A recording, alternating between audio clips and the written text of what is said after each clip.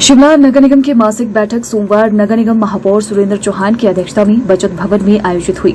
इस बैठक में बर्फबारी से निपटने की तैयारियों सहित बरसात से हुए नुकसान की भरपाई व नए प्रस्तावों पर चर्चा की गई। नगर निगम महापौर ने बैठक के संदर्भ में जानकारी देते हुए बताया कि नगर निगम की बैठक में कई विकास कार्यों को मंजूरी दी गई। साथ ही पार्षदों के अपने वार्ड से संबंधित सवालों पर चर्चा की गई। हाउस में जहां कांग्रेस पार्षदों ने निगम के कार्यों पर संतोष जताया, तो वहीं विपक्ष के पार्षदों ने पक्षपात का आरोप लगाते हुए महापौर के समक्ष अपने वार्डों के कार्यों को प्राथमिकता के आधार पर करने का दबाव बनाया। देखिए, आज हमारी मासिक बैठक थी। विभिन्न बहुत से पार्षदों ने अपने सवाल भी लगाए थे, सवाल और जिसका जवाब उनको इस हाउस के माध्यम से मिलता है।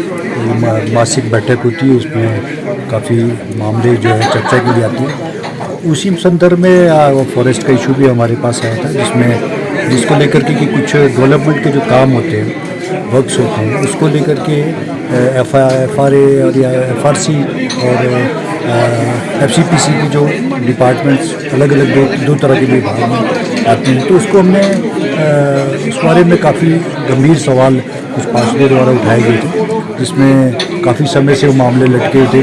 चाहे वो डेवलपमेंट के काम है, सड़क है, रास्ते हैं, एम्बुलेंस रोड बननी है, वो उसको लेकर के हमने एक क्लैरिफिकेशन मांगी है कि आप किस तरह की राइट्स जो है एक ही नगर निगम के अंदर अलग अलग जो है राइट्स है वो नहीं होनी चाहिए। खासकर जनहित के कार्य में मैं समझता हूँ कि जनहित के कार्य में ज़्यादा से ज़्यादा रिलीफ मिलना चाहिए। उसी संदर्भ में जैसे हमने न्यू शिमला और खलीनी को हमने दिया, NOC दे रखा है, उसी पैटर्न पे दूसरी जगह भी दिया जाए ताकि हमारे एम्बुलेंस रोड है, रास्ते हैं, दूसरी चीज़ें वो बन सके। जो मेन इशू है वो सफाई व्यवस्था का, वो एडजॉइनिंग जो एरिया हमारे पंचायतों के लिए या अलग अलग वार्ड्स में, चाहे वो ढली का है, मलियाना का है, सांटी का है, न्यू शिमला के साथ लगता है कुफ्टाधार का एरिया है, टूटू का एरिया है, जहाँ पंचायतों के साथ सटे हमारे वार्ड्स हैं। सबसे ज़्यादा प्रॉब्लम उन एरिया में आ रही है। हमने उसमें DC के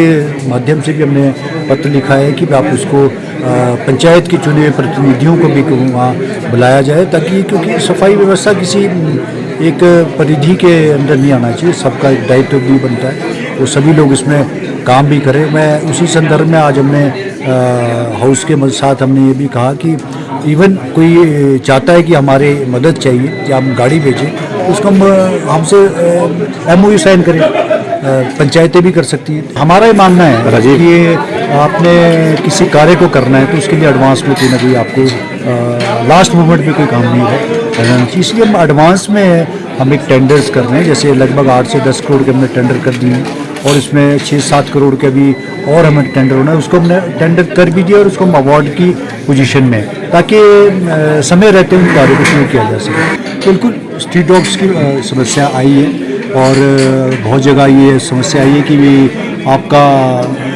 कुत्तों ने बहुत काटना, जो है आजकल बहुत शिकायतें आ रही है। जो डॉक्टर ने हमें बताया कि अभी स्टेरिलाइजेशन का समय इनका नहीं होता, वो 15 फरवरी के बाद ये शुरू करेंगे। और बिल्कुल स्ट्रीट लाइट्स को लेकर के हमारा जो फरवरी में उसका टेंडर ख़त्म हो रहा है और हम उसको नए टेंडर की तरफ जा रहे हैं। नए जो उसमें किस तरह की प्रॉब्लम्स जिसमें आती है, जैसे ख़राब लाइटें हो जाती है और नई लाइट्स को जब लगाते हैं और जो उसकी जो बंद लाइटें हो जाती हैं उसको दोबारा से ठीक करने का जो रिपेयर का कार्य है, वो सारा कलेक्टिवली हमने एक ही कंपनी को हम दें, ताकि ये इस पर हमारी चर्चा रही। क्योंकि होता ये है कि हम लगाते ही कोई कंपनी है, रिपेयर कोई दूसरी और कंपनी करती है, इसके बजाय कि हमने किसी एक ही कंपनी को दें, ताकि जो लगाने का प्रक्रिया भी वही करे और ठीक करने की व्यवस्था भी वही करे।